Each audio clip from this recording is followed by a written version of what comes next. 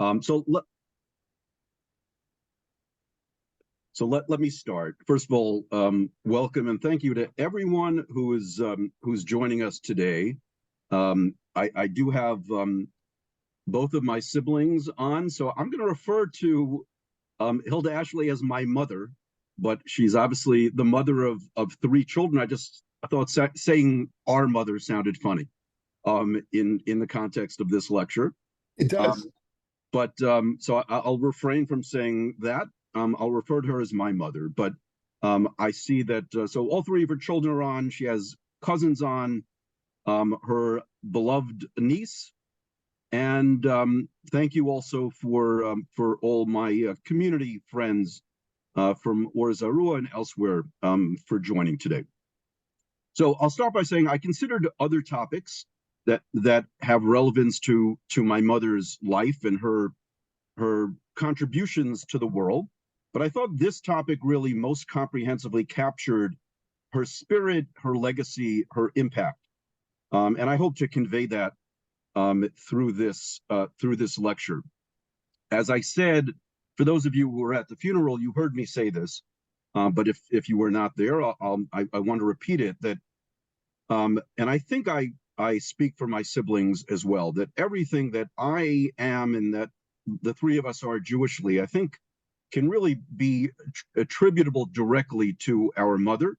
Our father wonderfully and graciously and generously helped facilitate our Jewish education. But I think if it were not for our mother, we would be very different kinds of Jews. So I think I can at least speak personally that I attribute everything I do Jewishly to my mother.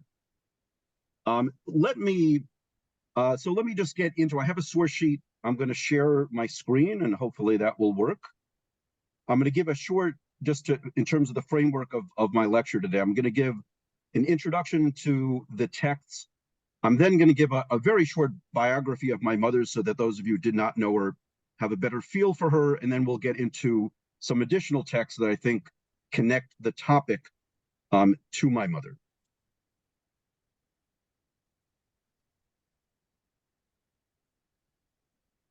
Okay, so I hope everyone can see my my source sheet now.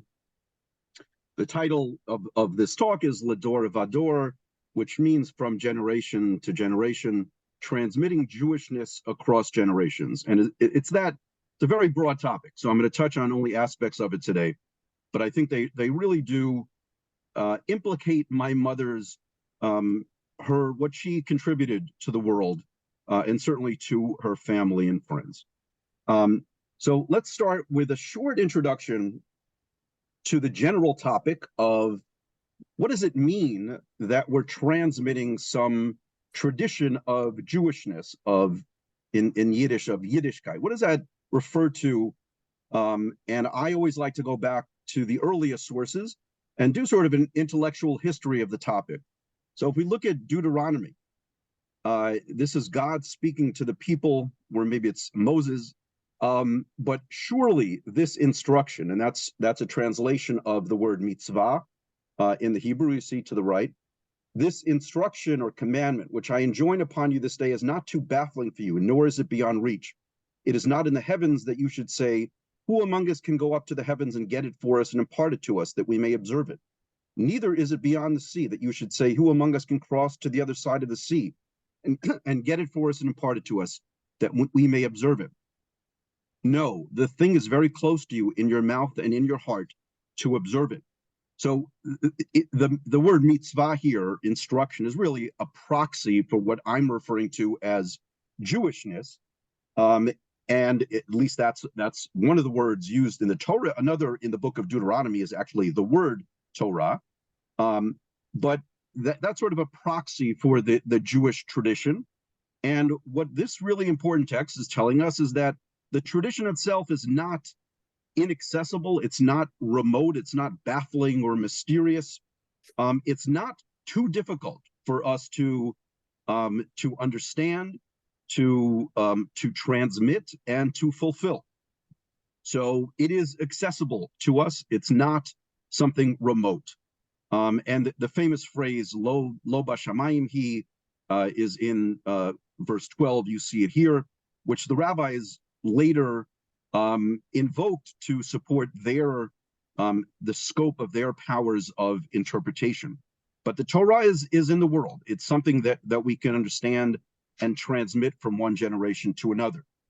On that same theme, later in Deuteronomy, this is an important and famous verse that we sing on Simchat Torah. Torah tziva lanu Moshe morasha kihilat Yaakov. Moses, and I tweaked the translation here because some of these words can impart different nuance. Moses charged or commanded us with the teaching or instruction as the heritage or inheritance of the congregation of Jacob. So I just want to focus for a moment on those last three words, morasha kihilat Yaakov, that first of all, the Torah, again, Torah being a proxy for Jewishness in this context, is a inheritance. Morasha really can be a spiritual inheritance or an actual physical property that is being transmitted. So first of all, Torah is an inheritance that one generation is granted from prior generations. And it's also an inheritance for the entire Kehillah of Yaakov, the entire congregation of Jacob. So it's an inheritance that is not confined to any particular subset of the community. It's in theory available and accessible to everyone, regardless of role or status or gender or other distinctions. We're all entitled to have access to this wonderful heritage and inheritance. And in fact, the Talmud says, if a child knows how to speak his father, now some of these sources are fairly patriarchal, although I'll get back to that point. His father should immediately teach him Torah and Shema. And the Gemara then asks, and in this context, what is the Torah? What is that word Torah taught to a child who has just learned to speak? What does that refer to? Rav Hamnuna said it is referring to the verse that we just looked at. Moses commanded us Torah, an inheritance of the congregation of Jacob. And the Gemara says, and what is the Shema? It is the first verse of the Shema. So we learn from this Talmud that really the first thing that we should teach our children when they can speak are these two verses from the Torah. The one that we just looked at, that Moses commanded us the Torah, that is an inheritance or legacy, heritage of the entire community of the descendants of Jacob. And of course, the very important first verse of the Shema. But the verse that we just looked at is one of the two initial pieces or verses of the Torah that we should impart to our children.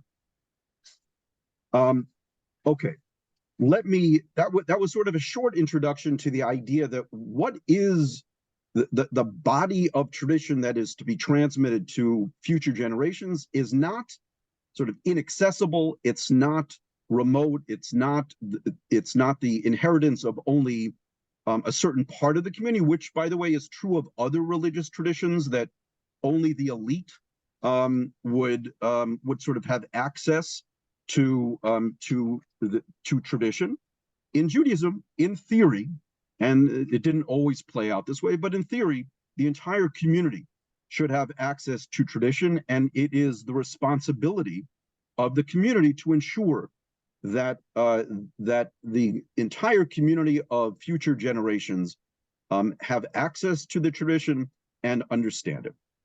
Okay, before I get to the next text, let me give a quick biography of my mother. Again, those of you who were at the funeral heard my eulogy and the beautiful other words that were spoken about my mother at the funeral. That gave a sense of her life. But for those of you who didn't know, I want to give you a quick sense of my mother's life and why I chose this topic and why I think it's quite pertinent to her legacy. My mother died on October 11th, 11 days short of her 96th birthday. That was the end of her life. Going back to the beginning of her life, or near the beginning, she was born in Germany. She and her older sister Ruth and their parents, Max and Regina, fled Nazi Germany on December 31st, 1937, really right at the end of the time that Jews could safely leave the country, and they had to make sure they got out before midnight when their visa expired. So they left Germany, and so my mother grew up in Nazi Germany, and that certainly had an impact on her life. And it shaped her thinking in certain ways, but my impression is that it did not define her. Some refugees of Nazi Germany, I think that is the sort of, and understandably so, that's the predominant historical sort of reality in their lives. I don't think that was the case for my mother. She always had a thing about Germany. She never wanted to go back, and she didn't like to buy products from Germany. But I don't think it defined her, and it did not constrain her from having hope about the future. And that led her to leading an incredibly, as I said in my funeral eulogy, an incredibly impactful and productive life. I said in my eulogy, she was virtually a superhero to me, as was my father, in terms of how much they both accomplished in their lifetimes. It seemed like they accomplished multiple lifetimes worth of effort and achievement. She, among her many sort of virtues and accomplishments, she was a wife of 71 years.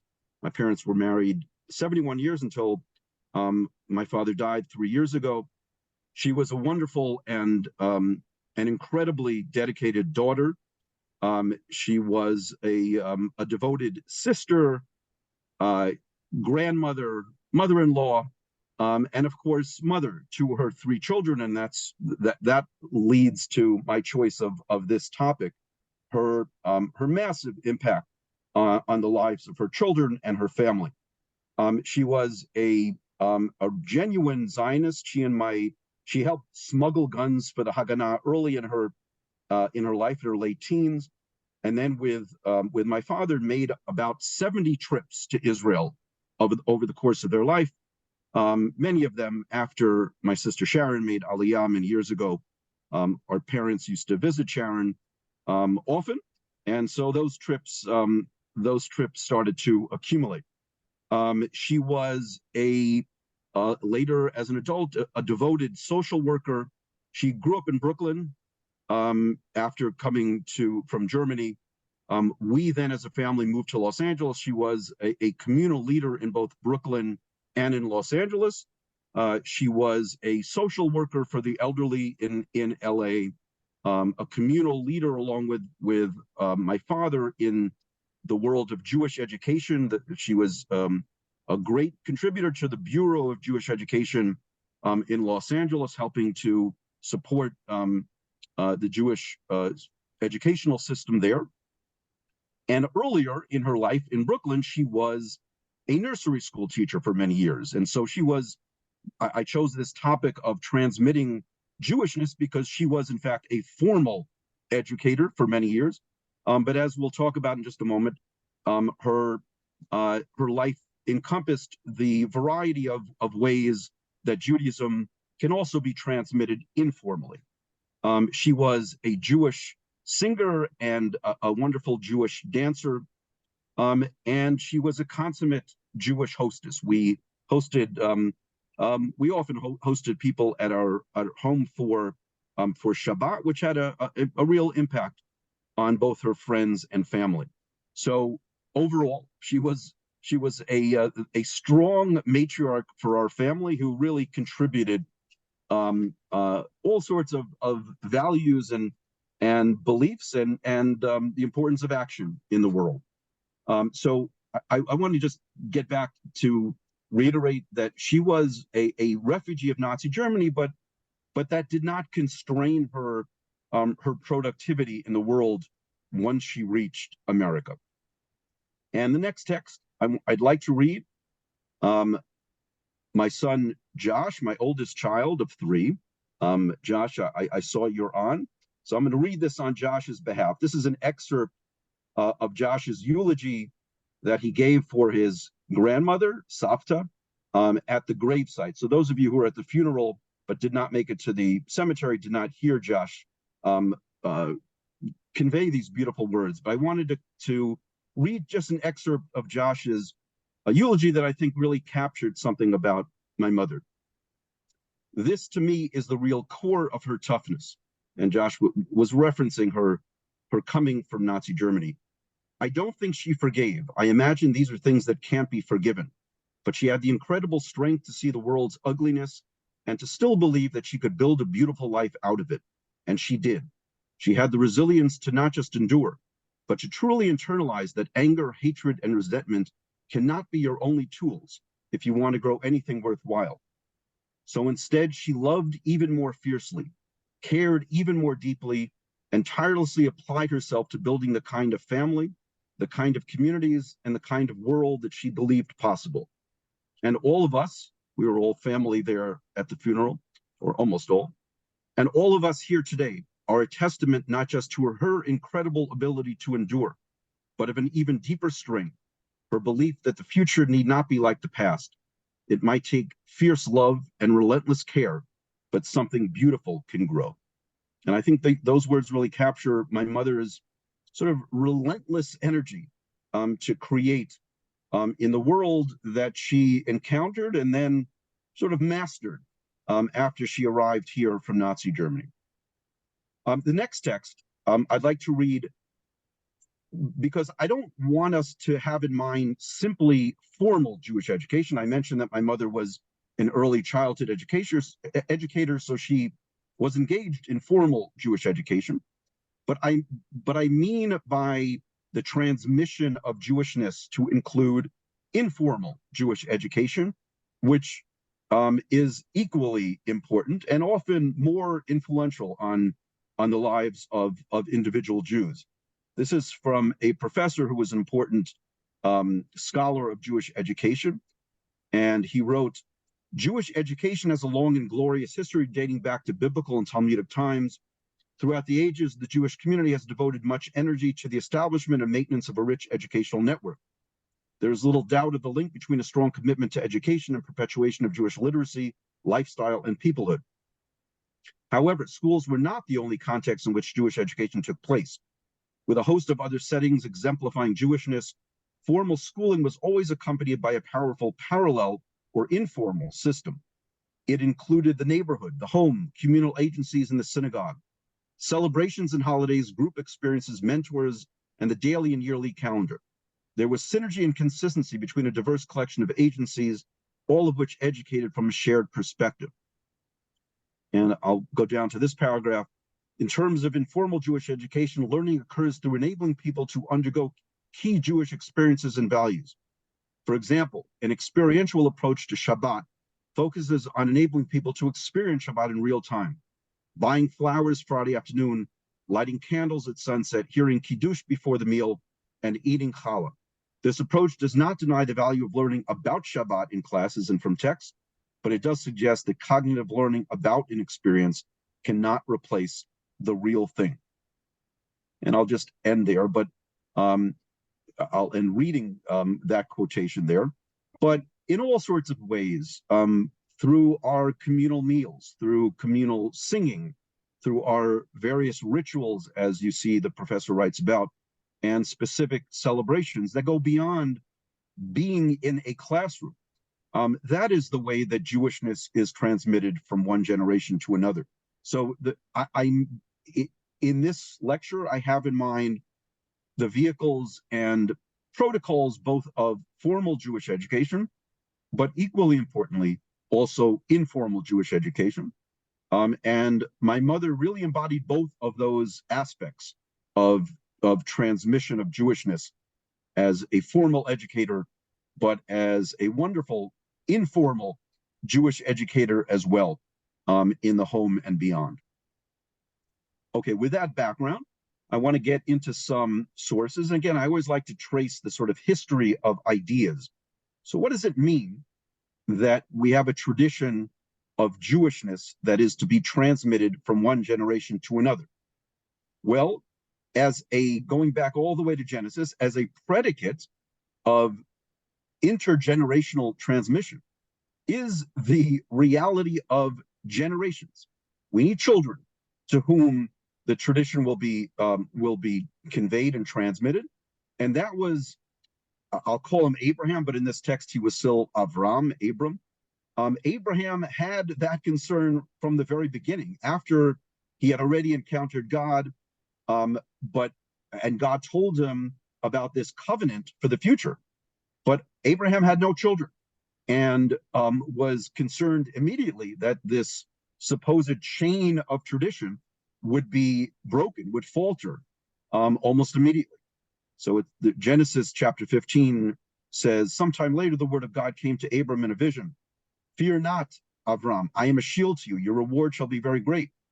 But Avram, being the challenger and protester, as I spoke about in my sermon a couple of weeks ago, he challenged God early and often.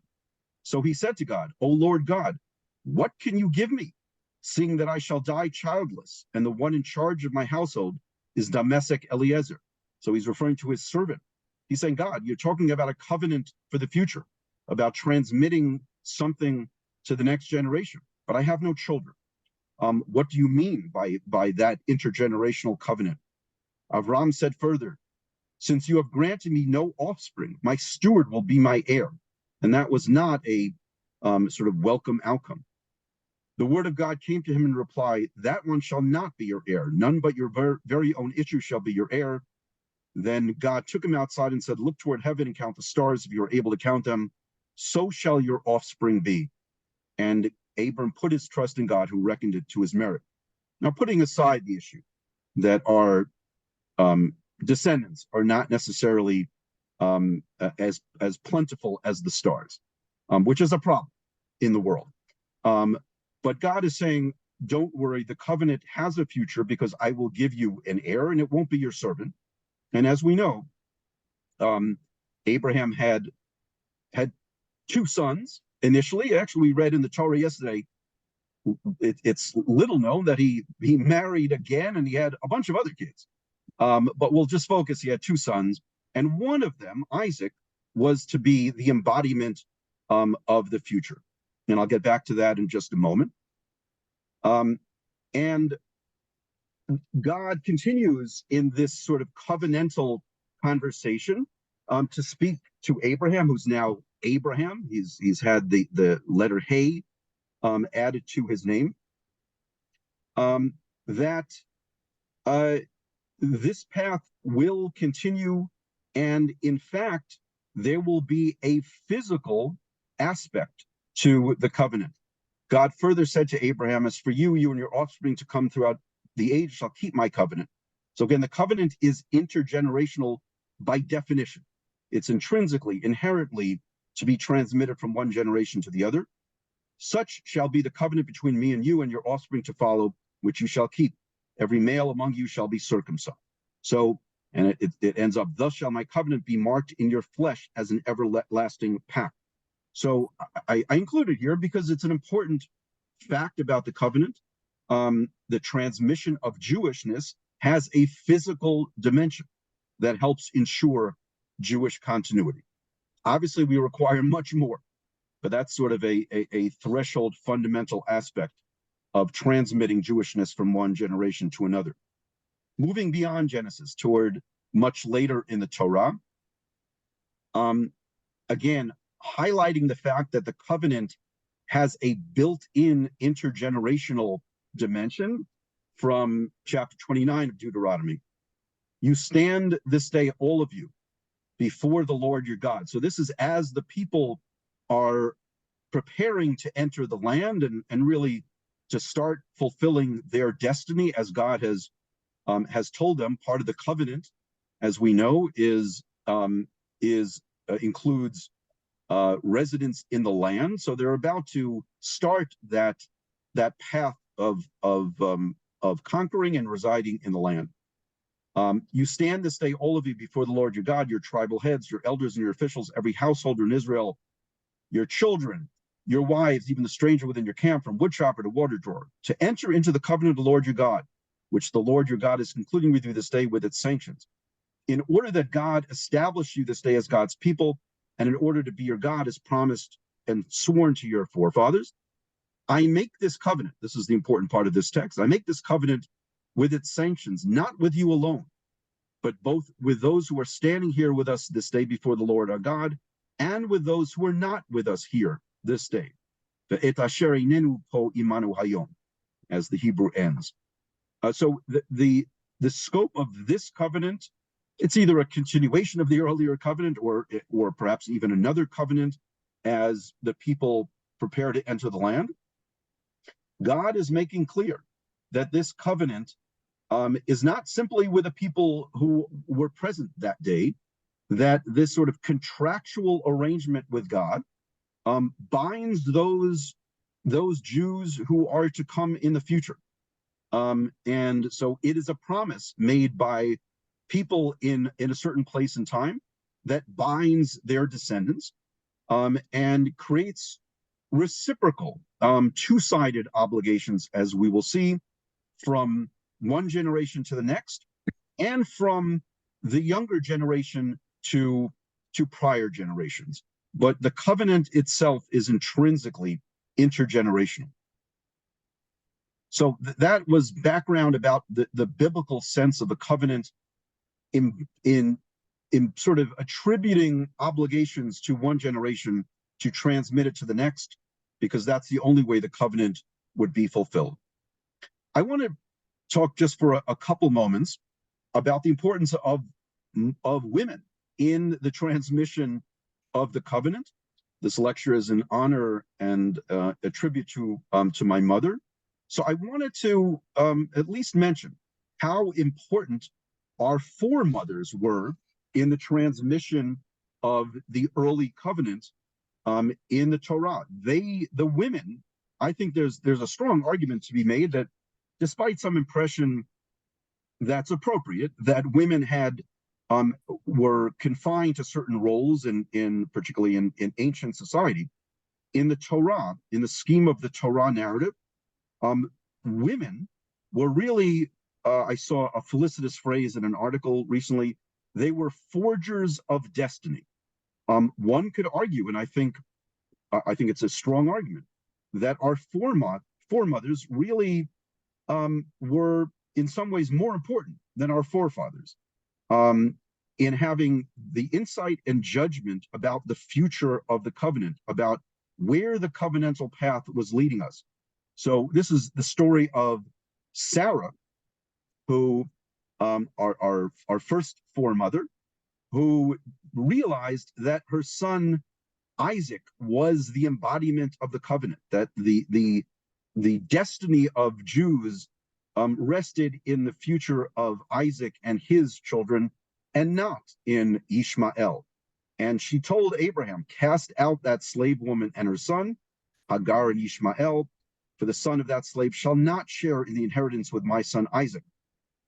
And Abraham was distressed over it, but God said to Abraham, do not be distressed over the boy or your slave. Whatever Sarah tells you, do as she says. So it's always good to listen to your wife.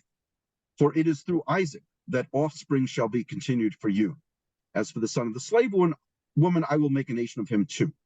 But it is really Sarah who sort of dictates to Abraham that one of his sons is the embodiment of the future, and that the covenantal path will ride through Isaac. Another very compelling example is something that we'll read about shortly in the Torah. We were just introduced to Rebecca in yesterday's parasha, but Rebecca, Rivka, the second of our foremothers, I think really sort of outperforms her husband in ensuring that the covenantal path is maintained and preserved. I won't necessarily read it, but this is the famous story of Rebecca ensuring that her son Jacob received the blessing from Isaac. Now here, Sarah, by the way, was not choosing, excuse the siren in the background, Sarah was not choosing between two of her own children. She was favoring her child over the child of another. But it's important to remember here, Rebecca really was favoring one of her children over the other, but she insightfully, prudently recognized that one of her children was the embodiment of God's blessing and covenantal promises, and not the other. One can argue that she was conniving in how she went about her business, but the Torah, I think, makes clear that the Torah and God trusts the judgment and insight of these women, of Sarah and Rebecca, in ensuring that the covenant actually had a future. So at the end, it says, Jacob was concerned, if my father touches me, I shall appear to him as a trickster and bring upon myself a curse, not a blessing. But his mother said to him, your curse, my son, be upon me. Just do as I say and go fetch them for me. So this is an example of a very strong mother, who understood what needed to be done in order for the covenantal path to be continued.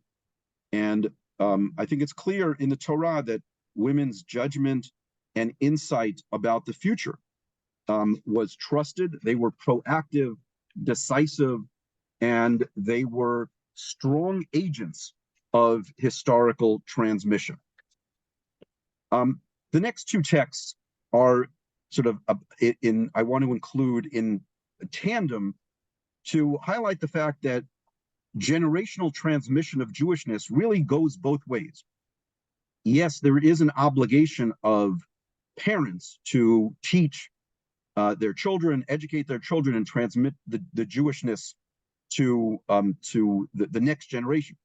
But there is a reciprocal and parallel obligation of one generation to look back to prior generations, to seek the transmission that can be conveyed from the older generation. And this is an example that's often not focused on, but I think is a really good example of that reciprocal intergenerational transmission. This is from right at the end of Genesis, when Joseph is about to die.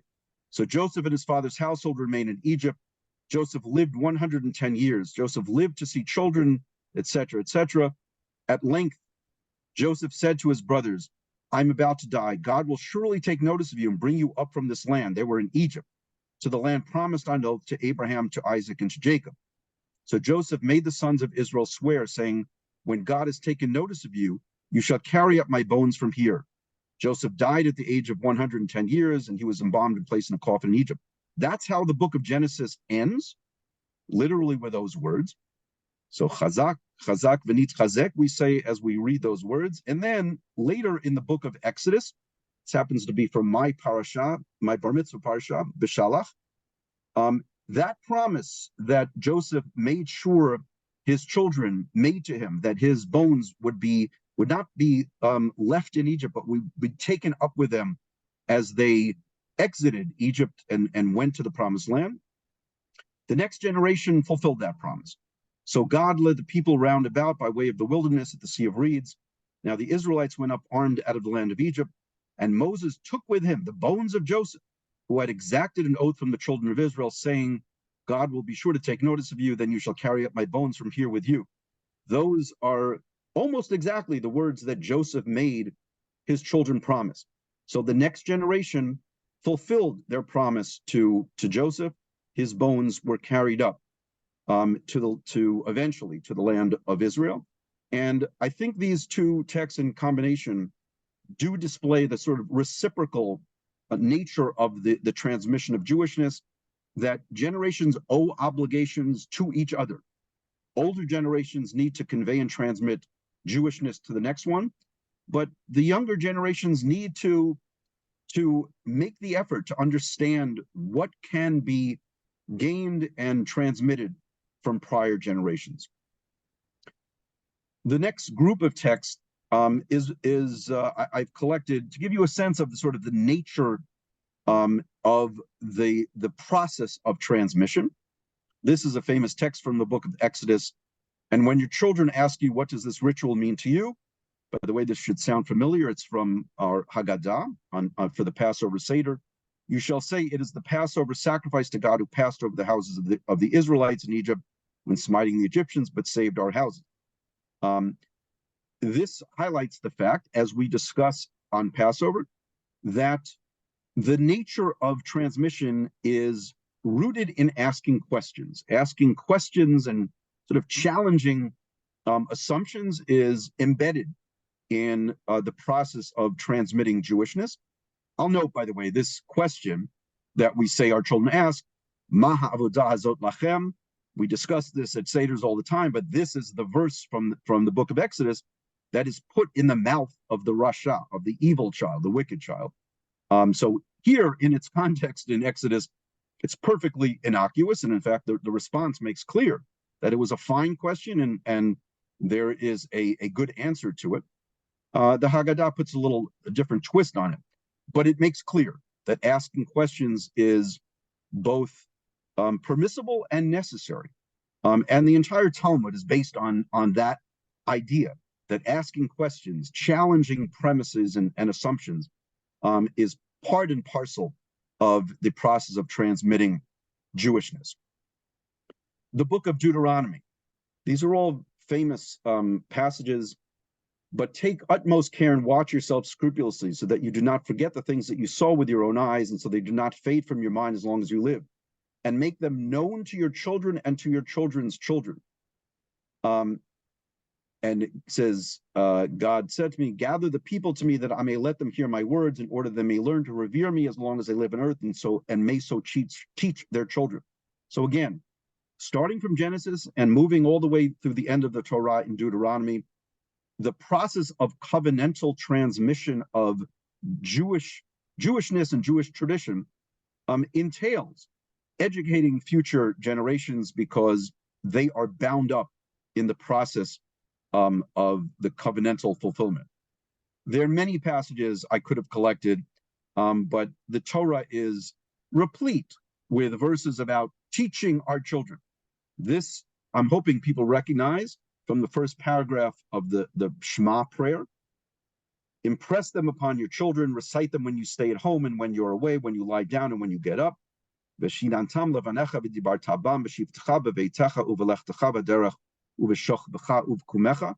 those are really important words. But we're supposed to be sort of conveying and transmitting Jewishness all the time, when we're at home or away, when we are getting up and going to sleep.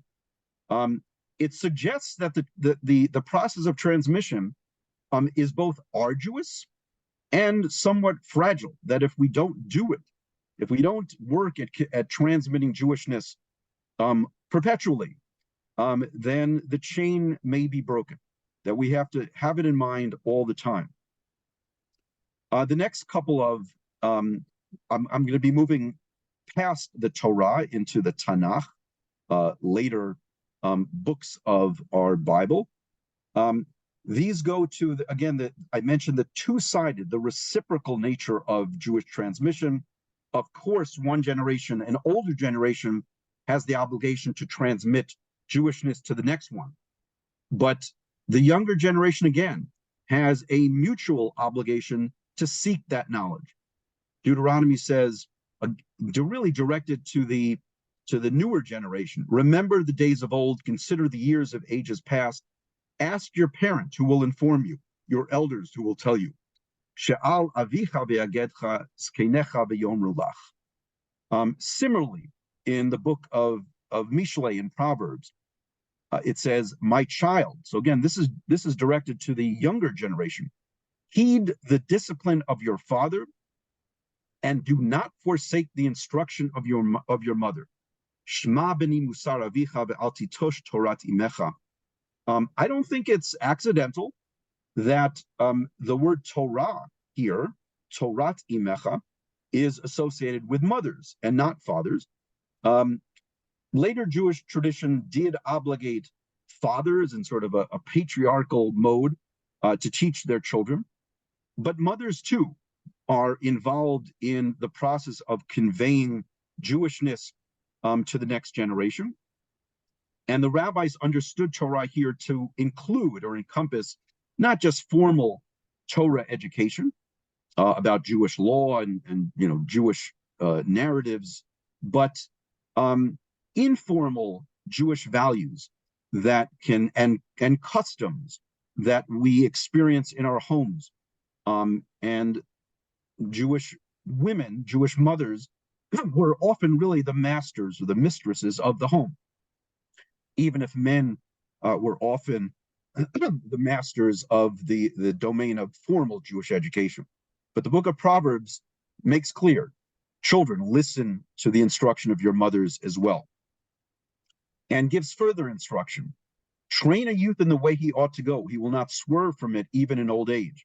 That education needs to start young. That if you can really sort of nail down Jewish fundamentals when children are early, there's more of a chance. Obviously, we know that there's no guarantee that Jewishness will be faithfully or wholly transmitted from one generation to another. But starting young, the book of Proverbs tells us is a good start in that process. I want to move to some further texts that make clear that this process of transmitting Jewishness has many dimensions, including a legal dimension. It actually plays out in the domain of halacha, of Jewish law. And this is actually in Mishnah. The rabbi and I, through the Shiva for my mother, we agreed that we would both teach from the chapter 16 of the Mishnah, the tractate of Shabbat in the Mishnah, and this Mishnah, which I think is one that I covered, or perhaps not, but it's one that that really caught my attention, because it makes clear that educating Jewish children can implicate all sorts of concrete issues. If a Gentile comes to extinguish a Jewish fire on Shabbat, so the predicate here is putting out a fire is a violation of Shabbat, unless it's going to endanger anyone's life. Of course, if human life is endangered, we can always put out a fire. But if it's simply property, there's a question of when can you extinguish fire, or to what lengths can you go to try to extinguish a fire on Shabbat? Because there is an underlying prohibition of putting out a fire on Shabbat. So, but if a Gentile comes to extinguish a Jew's fire, you don't say to him, oh, please extinguish it or don't extinguish it, because responsibility for his rest on Shabbat is not incumbent upon a Jew. We frankly don't really care whether a non-Jew, follows the laws of Shabbat, because it's not a non-Jew's obligation to follow Shabbat, and it is not a Jew's responsibility to ensure that a non-Jew follows the laws of rest on Shabbat. However, in stark contrast, if a Jewish child comes to extinguish a fire on Shabbat, and because the child thinks, oh, I can do it, I'm not bar mitzvah yet, or bat mitzvah, I can do this for you, father or mother. Don't listen to the child, even though he's not yet obligated in observing mitzvot, because responsibility for his rest is incumbent upon Jewish adults. So even though the child does not have a formal, official Jewish obligation to follow the laws of Shabbat, still, there is a legal obligation to prevent the child from extinguishing the fire, because we have to train our children in certain ways, even prior to the time that they are formally or officially obligated to fulfill commandments upon their bar or bat mitzvah. So it implicates the domain of halacha as well. How do we transmit this tradition of Jewishness in various contexts? There it was one of, how do we put out a fire on Shabbat? I've included a couple of texts about the preciousness of children. I just want to make clear that transmitting to children and educating children is really held in the highest importance and significance in the Jewish tradition. This is from the tractate Shabbat in the Babylonian Talmud.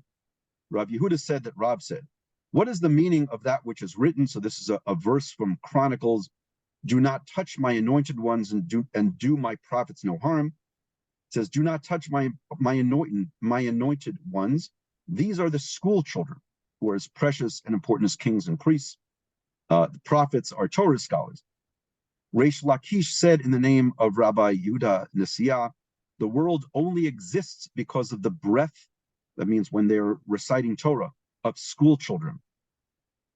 In the Hebrew here, Ein ha'olam mitkayem ela bishvil hevel tinokot shel Beit Rabban. I know my children are on this listening to this lecture, and two of them early in their Jewish education went to a school called Beit Rabban. And guys, this is where the name Beit Rabban comes from, that the world really stands because children should be educated in Torah. So Rav Papa says to Abaya, my Torah study and yours, meaning the Torah study of adults, what is its status? We just heard that the education of children is so important, but what about us adults? Why is the Torah study of adults worth less? And so Abaya said to him, the breath of adults, which is tainted by sin, is not similar to the breath of children, which is not tainted by sin. And Reish Lakish said in the name of Rabbi Yehuda Nasiah, one may not, this is a pretty strong and striking statement, one may not interrupt school children from studying Torah, even in order to build the temple. So back then, the idea of rebuilding the temple was pretty important. But don't interrupt school children when they're studying, when they're learning Torah. That's how important the transmission of Jewishness and the education of our children is in Jewish thought. I've included a few passages here about the actual sort of mechanics and logistics of transmission and education. This is the beginning of the tractate Avot in the Mishnah, Pirkei Avot, very famous passage, and it's generally construed to be referring to the transmission of the oral Torah, the Torah Sheba'al Peh. Moses received the Torah at Sinai and transmitted to Joshua, Joshua to the elders to the prophets to the men of the Great Assembly. They said three things. I just want to focus on the second. Be patient in the administration of justice, raise many disciples, and make a fence around the Torah. So the process of transmitting tradition was careful and was rigorous and was continuous. The Jewish thought tells us. And one of the important priorities was to create disciples, create students, so that the tradition can be transmitted properly. I'm not going to read, this is a long passage from Tractate Eruvin in the Babylonian Talmud. I'm not going to read it all, but this goes through how was the oral law first taught. So Moses learned it from God directly, but then there were all sorts of additional layers to ensure that the tradition was transmitted properly. And I'm not going to read it because it's so long, but the rabbis, in their imagination, really conceived of a very rigorous method of transmission. And the end sums it up by saying, from here, Rabbi Eliezer said, a person is obligated to teach a student his lesson 4 times. So that's how rigorous Jewish education should be, that the lesson should be repeated several times, obviously, depending on the capacity of students. Here is another passage from Pirkei Avot, which really provides sort of a script for life generally, but includes sort of a prescribed path of educational enlightenment. This rabbi used to say, at 5 years of age, the study of scripture, of Torah, is introduced. Mikra, in the words of the tractate. At 10, the study of Mishnah. At 13, we become subject to the commandments. That's the age of bar mitzvah. At 15, the study of Talmud. You get married. Ideally, at 18, at 20, you start pursuing a livelihood, etc., etc. With sort of an entertaining end there. At 100, you're as good as dead.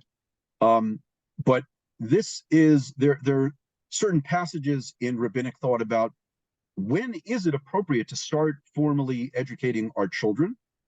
This is actually a little less ambitious than Jews eventually became, prescribing the study of Torah only at age 10 and the Mishnah at 13 and the study of Talmud at 15.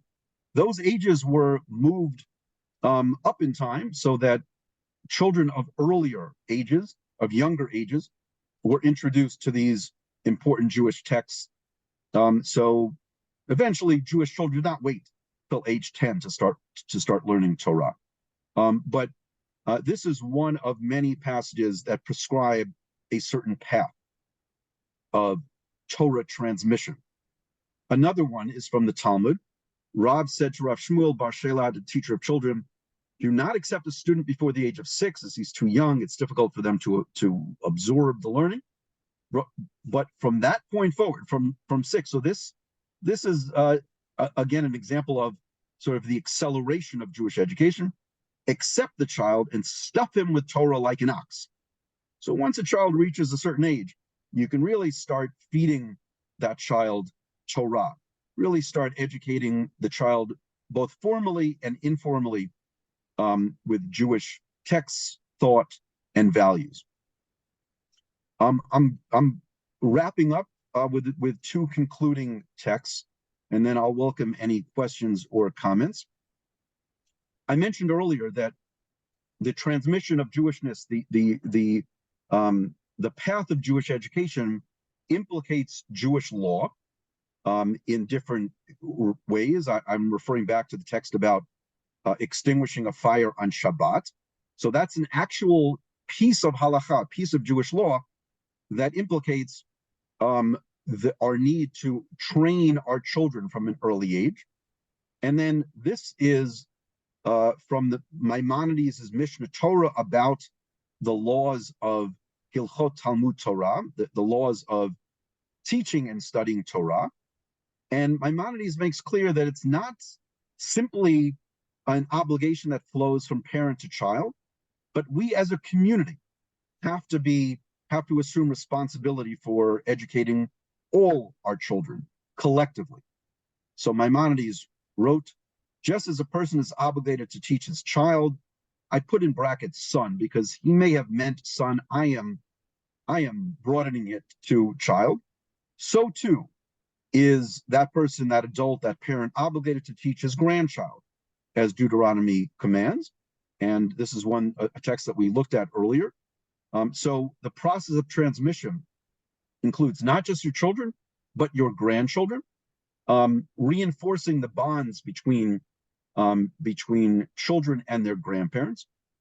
But Maimonides continues, moreover, not only one's child and grandchild alone, but rather it is a mitzvah, it's a commandment, an obligation for each and every wise person, so everyone who is capable of teaching, to teach all students, even though they are not his children. And he cites a verse showing that when the Torah or the Tanakh, when the Bible uses the word that explicitly or literally means children, it doesn't mean children literally, it means students often. So Maimonides is broadening the obligation. Again, the community-wide obligation. We need to appoint teachers, and those teachers need to be equipped to teach everyone in the community. It's a collective obligation. It takes a village for Jews to train and teach their children. And again, the obligation is reciprocal. There are mutual obligations intergenerationally from older generation to new, but also from the younger generation to seek the wisdom and insight of their older ancestors. I'm going to end and then open it up to any questions or comments with a famous story from the Talmud that I think really captures very well the entire perspective of the Jewish tradition about the process of transmitting Yiddishkeit, of transmitting Jewishness from one generation to another. This story involves a guy named Choni HaMe'agel. He was a miracle worker, and Me'agel refers back to the fact that he once sort of drew a circle around himself and prayed to, but eventually coerced God into generating rain that the community needed. So he was a miracle worker. He also slept for decades, for about 70 years, and woke up to a different world. So this is a story in that latter context of when he woke up from a 70-year long sleep. It says, one day Choni was walking along the road when he saw a certain man planting a carob tree. Choni said to him, this tree, after 2 years of the man is a wise tree, turns out. Mark, wait 1 minute. I'm getting a lot of feedback on your presentation. Like, I don't know if others couldn't hear, but maybe just it kind of went garbled and crumbly. So just give Yes, here too. Yeah, so give a second. Go mute and unmute. And I think sometimes that helps for whatever reason. So just try that.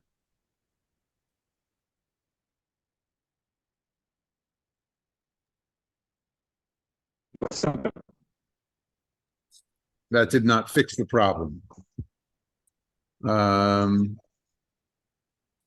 Let's see. Is everybody else on mute who's online? If everybody else could be sure that they're on mute, that sometimes is the issue as well.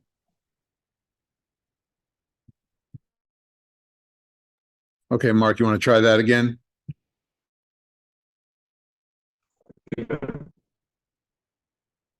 All right, maybe Mark should sign off and go back on again. I don't want him to do that yet because that will break the recording. Or perhaps it will not because I'm recording from my machine and you're not recording from yours. But let's see. Mark, try one more thing before we have you sign off. Go to the audio selections where your microphone is down below. It says select a microphone. I don't know how many options you have. Do you have 1, 2, or 3 options on your machine? Hold on, Robert. Just give me a moment. Now you're back. You're back. Very good. We're not going to do anything. Don't futz with it. Let's keep going. You're back. Okay. For some reason, I lost my screen. So. Oh, I'm sorry. I still see Tani 23A, and Choni was planting this tree. So. Right. Okay. So I for some reason I can't see my my text, but I know the text. So if Rabbi, it's visible to everyone. It's visible to me. Is it visible to everyone else? Give thumbs up if you can still see Mark's source sheet. Yes. Yeah. Okay. So I can't read it, but let me just describe it. It is so Choni asked the man, why are you planting this carob tree? If it is it's going to take years and years to grow, it's going to take 70 years to grow, and you won't be alive to see it grown. And very profoundly and insightfully, the man says to Choni, just as my ancestors planted carob trees for me, so too will I plant carob trees for my descendants. So that's a famous story and captures well the idea that Jewish history has meaning. We believe that there is a trajectory of the course of history that has meaning, but we have to tend to that that historical transmission carefully and make sure that Jewishness is preserved, nourished, cultivated, and in fact enhanced from one generation to the next. So now I see it. This story, I think, is again a famous story, but really beautifully captures the fact that one generation has to be looking toward the future, has to be mindful of its impact on future Jews, the legacy that it will leave for future generations, and it is an obligation of each of us to ensure that future generations of Jews and anyone who wants to join our cause can share in the beauty and bounty of our tradition. So with that, I'm going to stop and welcome any questions about my mother or about the texts and sources and thoughts that that I just shared.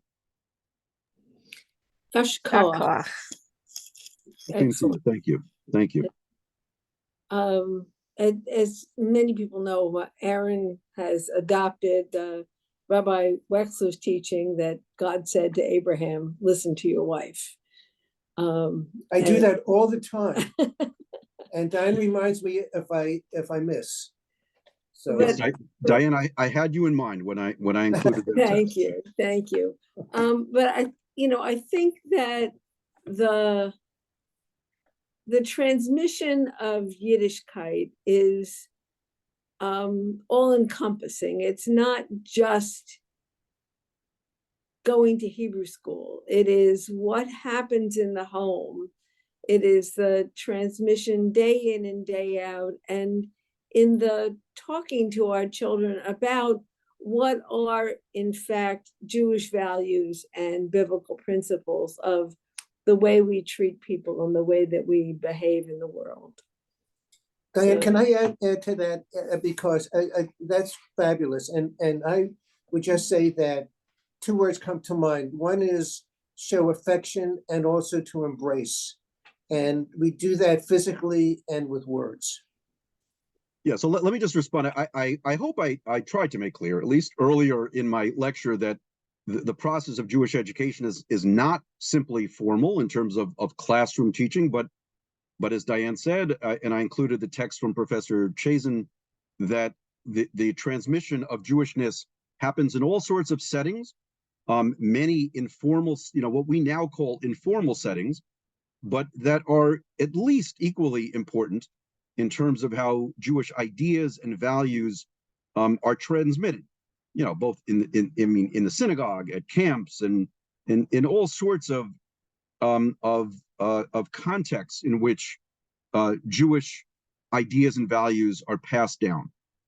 So it is certainly an enveloping idea that is not confined to the classroom. Formal Jewish education is important, but it's not confined to formal education, and it's an ongoing process. So I certainly have that in mind, and the connection to my mother.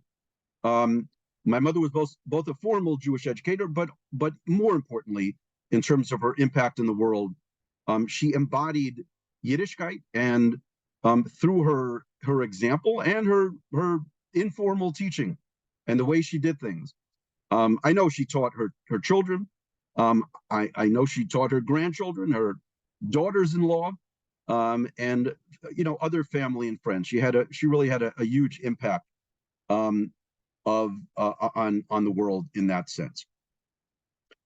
Jerry, I see your question.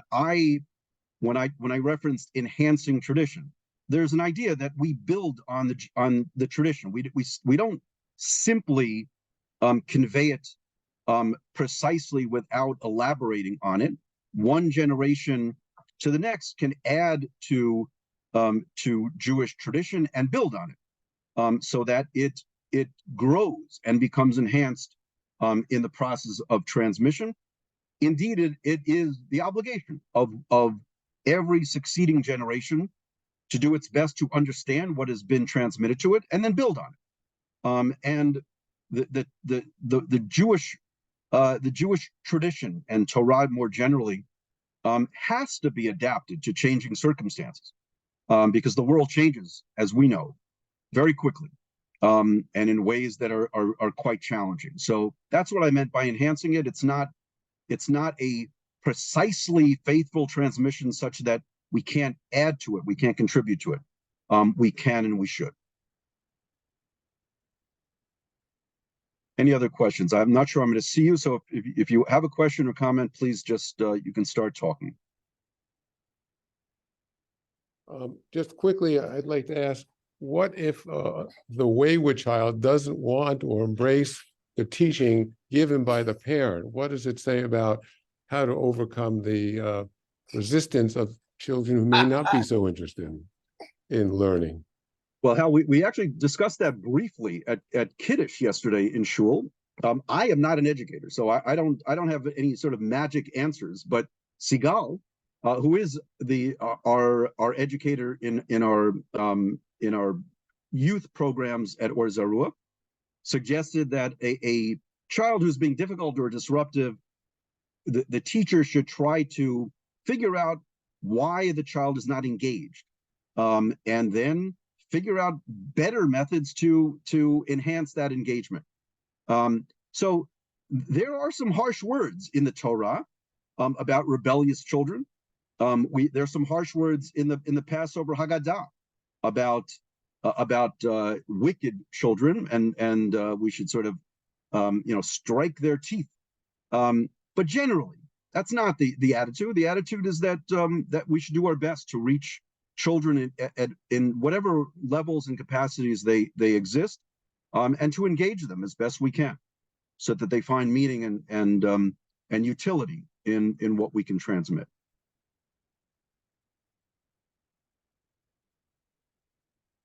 Anyone else? Judy, I know you're talking. You're muted. I don't know if you're talking to me. I got unmute. Yeah.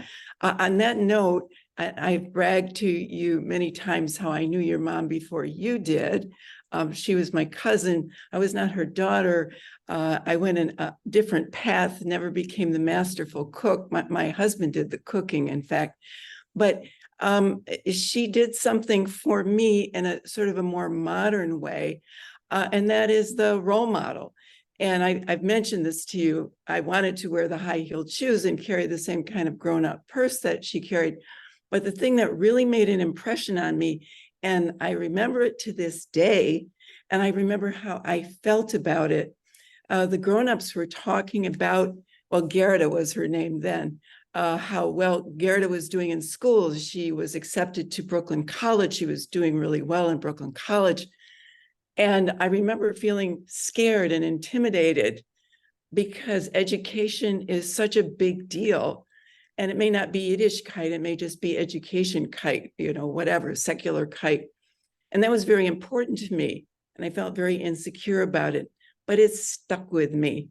And she was a real role model in that way. I wanted to be like her. Yeah, no, thank you, Judy, for those comments. I agree with everything you're saying. I'm just going to correct one thing for the record, for posterity.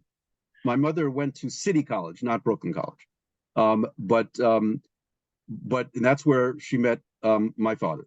Well, I don't know why I remember Brooklyn College, but if any of my relatives want to correct me on that, I believe what I'm saying is accurate. But I agree wholeheartedly about what you say is my mother as a role model. I will just add, in her capacity as mother to her 3 children, she was a formidable presence with respect to our educators to try to ensure that we got the education that she expected us to get. I know in my, that applied to me. I know that most directly in my own experience, but I was present when she confronted teachers about trying to ensure that her son got a proper education. So she was both a role model, but also a sort of proactive participant and intervener in the process of Jewish education, both formally and informally. I believe Bennett, and then the rabbi. Yes. No, I believe Hilda's beloved niece can address the Brooklyn College point. Amy? Yes, I just sent a message to Judy that my mother went to Brooklyn College. So you got the message that one of them went to Brooklyn College, but it was my mother. Where she they were both smart. Yes, they were So both smart and good role models in different ways. Yeah. Rabbi.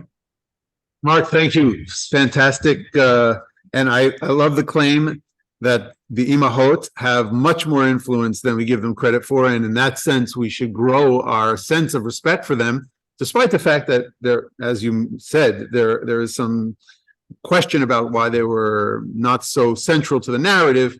We even mentioned yesterday during Shabbat the Midrash about Rivka bringing back the spirit of Shabbat to the tent, and that the next generation made such an impression, not only on Isaac, who was sad about his mother's loss, but to Abraham, who knew that he was blessed bakol, he was blessed with everything, and that the next generation, being good keepers of the Sabbath and the tradition and the promise that we would be back in our Holy Land, and also find our people able to handle life outside of the Holy Land, which their lives represented. And they had to run from some dangerous times, Abraham and Sarah, like your parents did. That's what gave them hope. And this entire teaching is what gives us real hope that your family, that you have embraced all of this, that we as a community experience Shabbat. The source that I was really thinking about, I think it was Robert Chazen, am I right? That the source about the experiential nature of Judaism and not just learning about it. Barry Chazen, not Robert. Okay, so Barry. And I wonder if you say more about that, because I think in a world where people like the rational reasons for everything, and we do have mitzvah literature about the reasons behind mitzvot, but so many people say, well, why do we do that? And if I can't justify it, I won't do it. And they don't steer in to the experiences that then really become so powerful and meaningful. And we kind of are at this place within a world of hyper, let's say, academia about things, with the number of books we have, with the number of times we Google things, with the number of times we want the wise, that we forget that these actions have the potential life-giving and spirit-giving kind of natures themselves. And where do we go from here? I mean, is it that text says enough, and we now have to be inspired to create the kind of pageants of passionate Judaism that world of Shabbos represents, or are there other strategies that you think your mom had that really we could lift up and use to invite a new generation and ourselves back into the fray of being, Dor Vador Jews, generation to generation, real practicing Jews? Yeah, again, I don't know that I have any particular insight, but I am a believer, as you know, Rabbi, in the combination of sort of intellectual focus on Jewishness and experiential sort of transmission. That Judaism is not simply, as we discussed, Judaism is not simply a tradition or religion of study, of academic study, but study is really important, and study is just part of the overall package of experiencing Judaism. I had a formal Jewish education, and I'm eternally grateful for it, and it continues to enrich my life. But what is often most sort of memorable in my own experience are the sort of informal Jewish experiences I've had, and we're using the word informal, but I'm not sure the formal-informal distinction is particularly meaningful. But the sort of active component of doing Jewish stuff, my mother was a big believer and a role model, as Judy mentioned. Not just that Jewish education, studying about Judaism was important, but doing it from week to week, from day to day, and week to week and year to year was important in a variety of settings, and it should be, sort of fairly encompassing in one's life. There are aspects of our lives that don't have to be sort of dictated or influenced by, in every detail, by Jewish values or Jewish ideas. But to live a rich and fulfilling Jewish life, it's a fairly enveloping reality, and I think that's what my mother, what she embodied, and I'm hoping that this lecture helped convey the legacy and impact that by living her life in a variety of settings and making contributions in a variety of ways, that she really conveyed the importance of living Jewishly and not just learning Jewishly. Can I just say one thing? For those of us who have benefited from your teaching every year, Mark, and continue to do so, and who know Sharon and who may know Bennett or know of Bennett, your mom did one hell of a job. Thank you, Jay. I appreciate that. I appreciate it. Amen. Memories for a blessing. Amen. May I just add one thing, which, Yes, Mark, which dawned on me during your teaching, which is not that your mother didn't solely convey a sense of of Jewish identity and education. Not that that's a mere thing, but I think what dawned on me as you were talking was that she instilled a sense of mutual responsibility for each other. And what I recall is her always asking me to make sure that Bennett got a haircut, or telling me, you have to make sure that Bennett does this. Or when we were at sleepaway camp, I was charged of taking care of Sharon. Mark, I don't think you and I were ever in the same sleepaway camp, but I've heard letters and I have her voice in my head of make sure that and take care of. And that's a sense of joint responsibility that sticks with me today. No, that's a lovely way to conclude. My mother was cared for the elderly, for the young, for family members, both near and far. And I think her impact was felt really across the world. So I hope her legacy will be fulfilled by the actions and contributions of her children and her family and those whom she influenced. So Zichrona Livracha, thank you everyone for joining me today, and I hope to see all of you at some point soon. Thank Yes, you. yes, The yes. memories for a Thank you, blessing. Mark. Yishar kochacha.